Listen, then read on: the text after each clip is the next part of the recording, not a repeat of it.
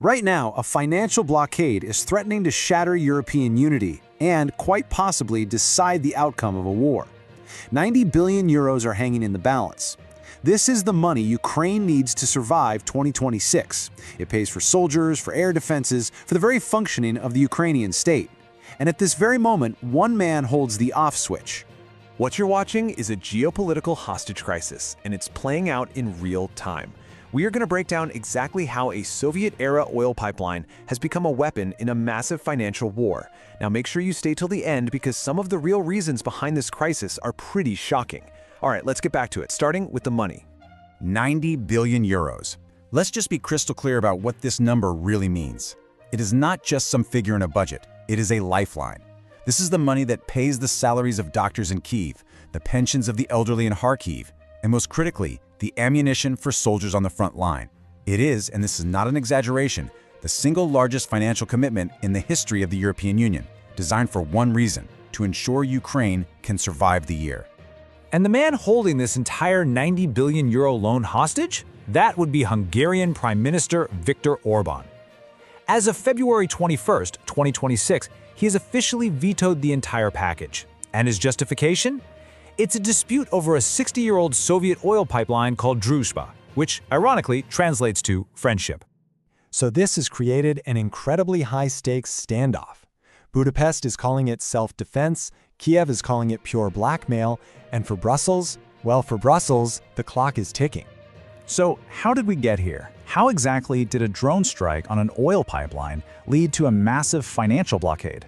Well, it all starts with a single event that turned a technical failure into a very powerful political weapon.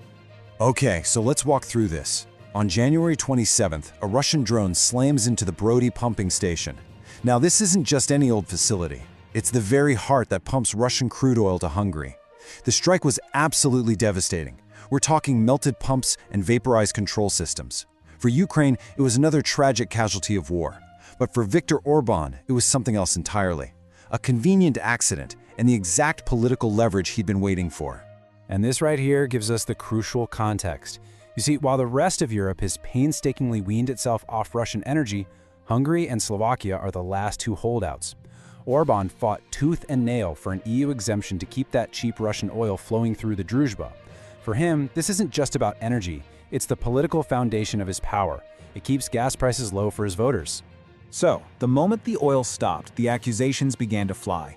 Hungary's foreign minister, Peter Szijjártó, went public, accusing Ukraine of deliberately delaying repairs to the pipeline, calling it straight-up blackmail. Kyiv's response was blunt. How can we possibly send repair crews to a site that is still being targeted by Russian missiles? The diplomatic gloves were officially off. To really understand the pressure Orban is applying here, we need to look at what this money is actually for. 60 billion of it is for military needs. We're talking shells, drones, spare parts for Western tanks. The other 30 billion? That's for basic budget support. Without it, the Ukrainian state simply cannot function. It would face a total collapse into hyperinflation, creating a catastrophic crisis in the middle of a war. So you might be wondering, how can one man block all of this? The answer is a feature, or as some would call it, a fundamental flaw in the EU's design, the unanimity rule. Major long-term budget decisions require a perfect 27-0 vote. Orban knows this is the pressure point. By casting his single no vote, he freezes the entire mechanism. And it's already having a ripple effect. An 8 billion euro IMF program for Ukraine is now also in serious jeopardy. But why take such a huge political risk? I mean, really, why? The answer isn't in Brussels or Kyiv. The real fight, the one that explains this entire gamble, is happening right now on the streets of Budapest. And this is the key to the entire crisis. For the first time in nearly 2 decades, Viktor Orban is losing.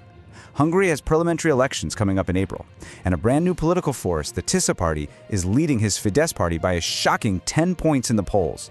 He is politically vulnerable in a way he has not been for a generation. Orban needs an enemy. He needs a national emergency to rally his base. His strategy is to frame this pipeline shutdown as Ukrainian blackmail against the Hungarian people. The narrative he's selling back home is simple. Kyiv and Brussels are trying to freeze you, and I'm the only one strong enough to protect you.